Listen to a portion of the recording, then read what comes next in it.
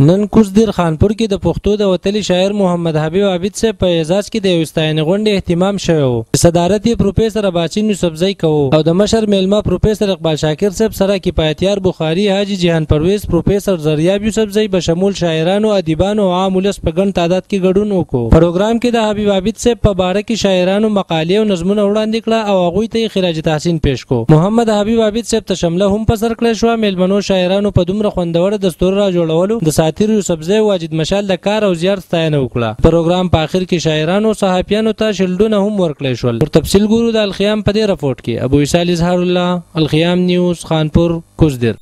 خپل خوږ مشر ملګری او د مور زوی حبیب عابد صاحب ته د امفیل مبارکي وایم او په دې داسې غونډه کې د رابللو مننه کوم او دا د دې مینه او محبت دی چې موږ دلته راغلي یو. ډېر زیات خوشحاله په دې شوم چې دلته مې زلمي ولیدل او زلمي شاعران دي او ښه فکر لري، خپل انداز لري، خپل سټایل لري او دا هم د عابد صاحب مهنت دی چې هغې رنګ راوړی دی او دلته موږ ته د هغه د مهنت هغه میوه میلاویږي او نن د هغه کشران راغلي دي هغه ستایي. دا ډېره د خوشحالۍ او فخر. محمد حبیب عابد ته په امفیل کولو باندې یو ځل بیا مبارکي، ځکه چې د امفیل او د ټول موضوع ټول مهنت چې دی هغه زما د نظره تېر شوی دی. ما ټکي په ټکي لوستی دی.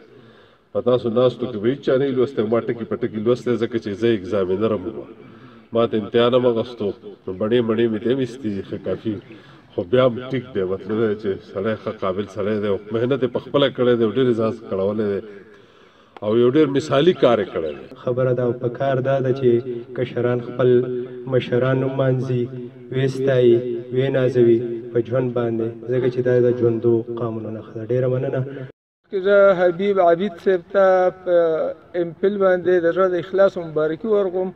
زه خو یم چې د شاعرانو د رسمي کاروایو نه اړودغ کولی داسې ول دا ډګري ورکولی، خو په هر حال د دې ډګرۍ دپاره دا کوم فارمیلټیز دي کوم دغه دي هغه کول پکار دي. حبیب عابد صاحب په دې امفیل باندې موږ ډېر زیات خوشحاله یو او موږ ورته د زړه د کومې مبارکي ورکوو. زه خو د باسین صاحب د رفاقت او د ملګرتیا په وجه د بچپن نه مې د شعر و شاعرۍ او د ادب سره تعلق دی او د شاعرانو د ډېر قدردان یم او تاسو ته هم دا یم چې دوی قدر وکړئ، ځکه چې علامه اقبال صاحب شاعرانو ته د قوم سترګې ویلي دي، د قوم دماغ یې ورته ویلي او دا شعر و شاعري دا ډېر ګران کار دی، دا ډېر د جګرخون کار دی. دا اول په ذهن کې خیال راتلل، هغه خیال له بیا داسې وزن بهر الفاظ ردیف قافیه یو ځل ما هم دا کوشش کړی د شعر دغه سره مې کوشش کوو نو په دویم وروسته مې نیولی و.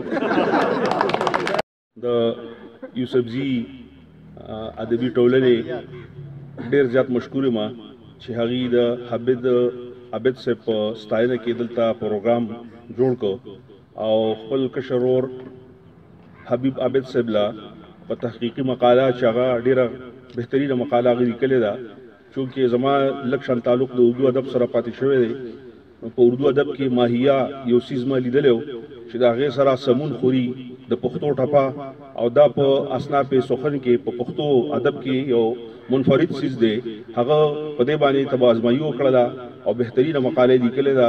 د دغې بهترین مقالې په دفاع باندې هغه کامیاب شوی، زه هغه ته مبارکي ورکوم او بیا ورسره په سټیج باندې چې کوم پوهان دلته ناست دي، پروفیسر اباسین صاحب، محترم اقبال شاکر صاحب، جناب کفایتیار بخاري صاحب چې هغې دلته تشریف راوړو د حبیب صاحب په ستاینه کې د هغه حوصله افزایي وکړله.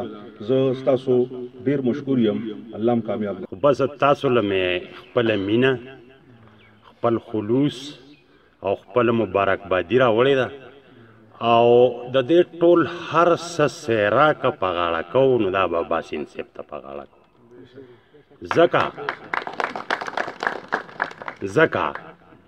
چې مونږ د دې خانپور سکول یو ځای سټوډنټانو، زما اندازه دا ده چې زه کله په 10م کې وم نو باسین صاحب په 4م کې و مونږ به دلته پښتو ویله او پښتو او د پښتونخوا د پښتو په هکله تیاره وه.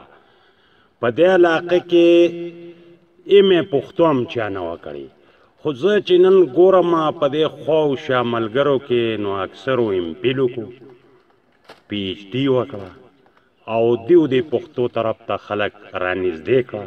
په دې وطن کې ډېر لوی لوی خلک دي، ډېر اوچت او معتبر خلک دي، خو د چا په درناوي کې دا شپېته اتیا سل تنه راغونډېدل دا ډېره لویه خبره ده.